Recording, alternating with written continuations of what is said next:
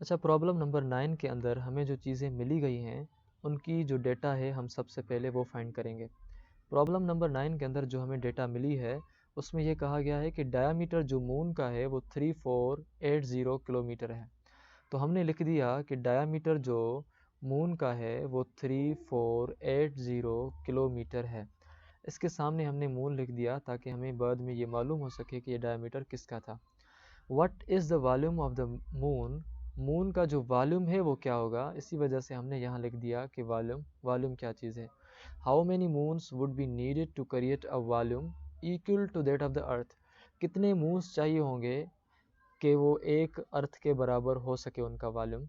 तो मतलब हमने फाइंड करने हैं कि मून्स इन अर्थ, एक अर्थ के अंदर कितने मून्स जो हैं आ सकते हैं।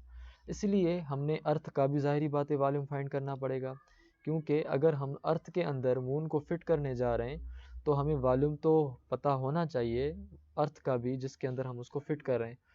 तो प्रॉब्लम देने वाले ने ये एक हमारे ऊपर मेहरबानी कर दी है कि उसने हमें रेडियस ऑफ द अर्थ बता दिया है जो कि 6380 है। तो रेडियस जो है वो हमारे पास है 6380 किलोमीटर, और ये रेडियस उसने अर्थ का दिया है।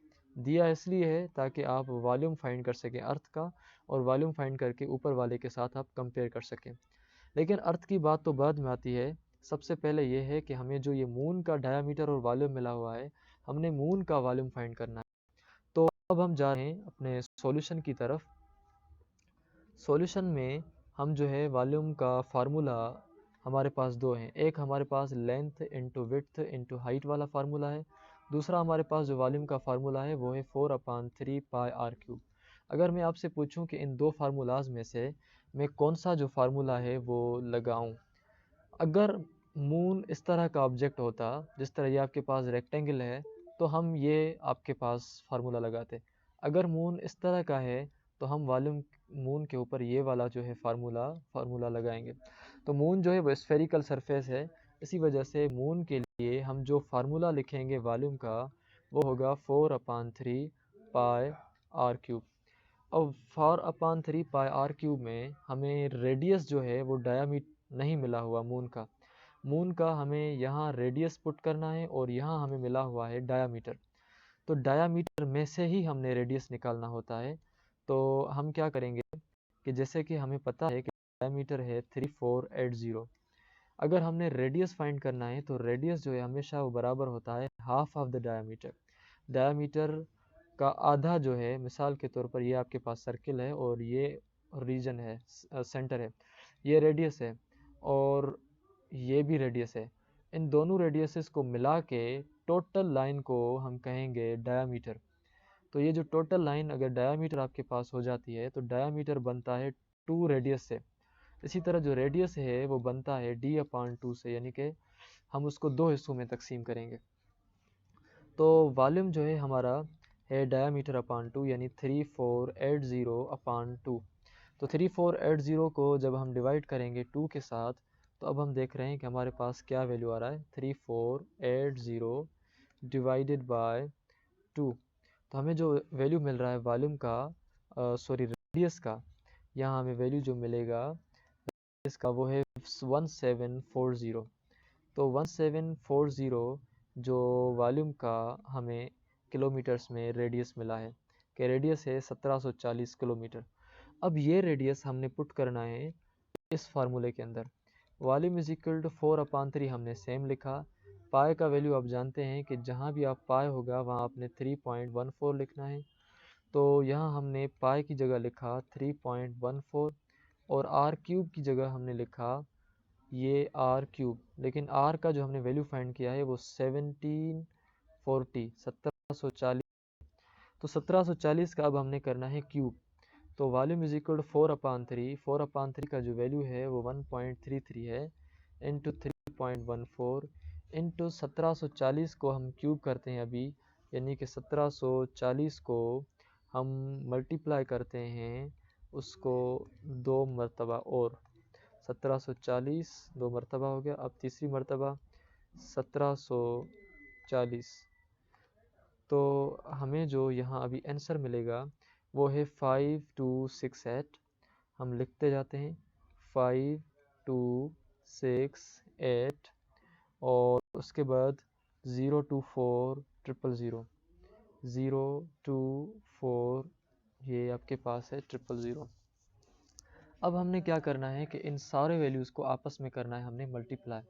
जब हमने इन सब वैल्यूज़ को आपस में मल्टीप्लाई किया तो हमारे पास ये जो वैल्यू आया है, इस वैल्यू को हमने मल्टीप्लाई किया है 3.14 के साथ, फिर उस वैल्यू को हमने मल्टीप्लाई किया है 1.33 के साथ, तो हमें वैल्यू मिल रहा है 22,000।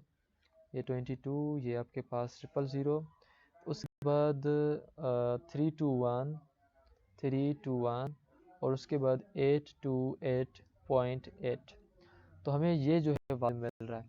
अब आपने इस पूरे वॉल्यूम को कन्वर्ट करना है साइंटिफिक नोटेशन में। साइंटिफिक नोटेशन का मतलब होता है कि आप पॉइंट को बिल्कुल पहले वाले वैल्यूज़ की तरफ लेके जाएं।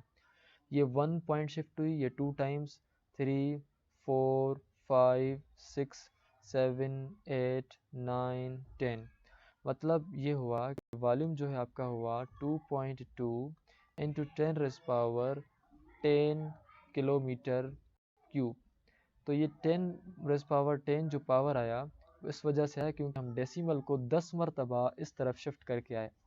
तो अभी हमें वॉल्यूम मिला है 2.2 इंटू 10 जो है 10 किलोमीटर पर क्यूब। अब ये जो वॉल्यूम है ये मून का वॉल्यूम है, तो हम लिखेंगे वॉल्यूम ऑफ मून, हमें ये मिला। अब हमारा जो टारगेट है वो ये है कि हम फाइंड करें वॉल्यूम ऑफ अर्थ। अगर हम अभी वॉल्यूम ऑफ अर्थ फाइंड करने जा रहे हैं, वॉल्यूम ऑफ अर्थ जो है वो क्या होगा, उसके लिए भी हमारे पास सेम फार्मूला है। फार्मूला जो है वो ये है कि v is equal to 4/3 pi r cube. तो 4/3 की जगह हमने लिखा 1.33, इसी तरह पाई की जगह हमने लिखा 3.14।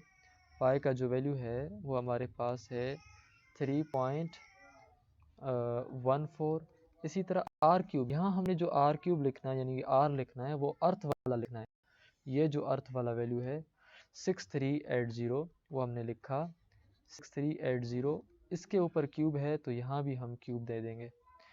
इसके बाद हमारे पास 6380 को हमने निकालना है हमने क्यूब, तो हमने यहाँ लिख दिया 6380 मल्टीप्लाइड बाय 6380 मल्टीप्लाइड बाय 6380। जब हमने इन सब को मल्टीप्लाई किया तो हमें जो वैल्यू मिला सिर्फ इस क्यूब वाले का वो है 259, उसके बाद 694 और उसके बाद 072 और उसके बाद 000।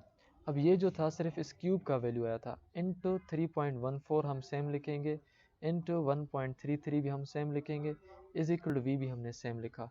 अब इन सब वैल्यूज़ को हमने करना है मल्टीप्लाई ओवरऑल को। अब इस वैल्यू के अंदर जो आपके पास आया था इसके साथ हमने मल्टीप्लाई किया 3.14, फिर इसके साथ हमने मल्टीप्लाइड किया 1.33, तो हमें जो फाइनल जवाब मिला है वो है वॉल्यूम का v इज़ इक्वल टू 108, उसके बाद इसमें है 4 5 3 4 383 एंड देन है आपके पास 486.4।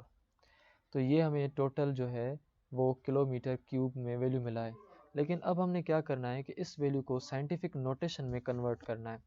अगर आपने साइंटिफिक नोटेशन में कन्वर्ट करना है तो ये जो पॉइंट है आगे की तरफ जाएगी, ये 1 टाइम 2 टाइम्स, अच्छा ये 1 टाइम 2 टाइम्स 3 टाइम्स 4 5 6 7 8 9 10 11 12।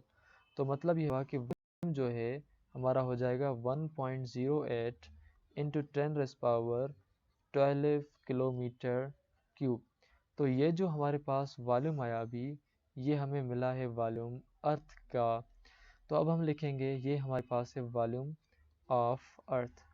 अब सवाल ये है कि हम किस तरह फाइंड करेंगे कि कितने जो मून्स हैं वो एक ज़मीन के अंदर पड़ सकते हैं या कितने मून मिलकर एक ज़मीन बनाएंगे।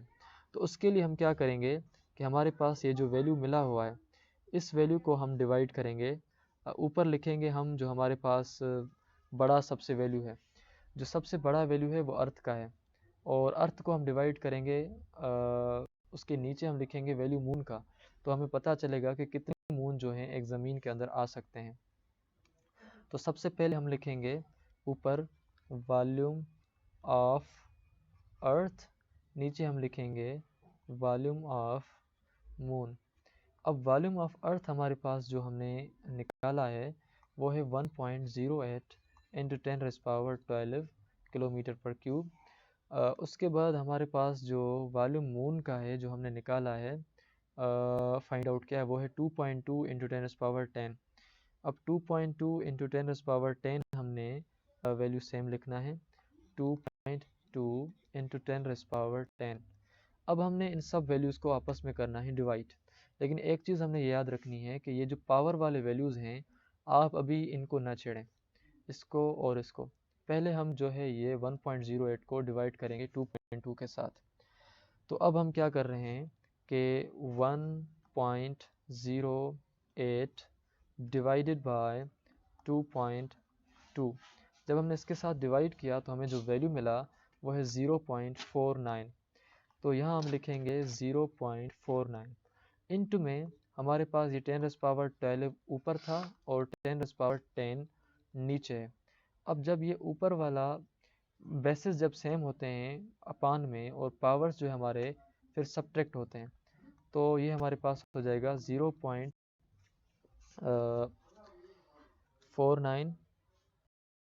अच्छा, उसके बाद हम भी लिख रहे हैं कि जो वैल्यूज़ हैं हमारे पास उनको हम डिवाइड कर रहे हैं इस तरीके से कि 0.49 इंटू 10⁻12 माइनस 10, नीचे वाला जो पावर 10 था ये वाला ऊपर वाले में से माइनस होगा, तो अभी आपके पास जो बचेगा वो 0.49 इंटू 10⁻2 बचेगा।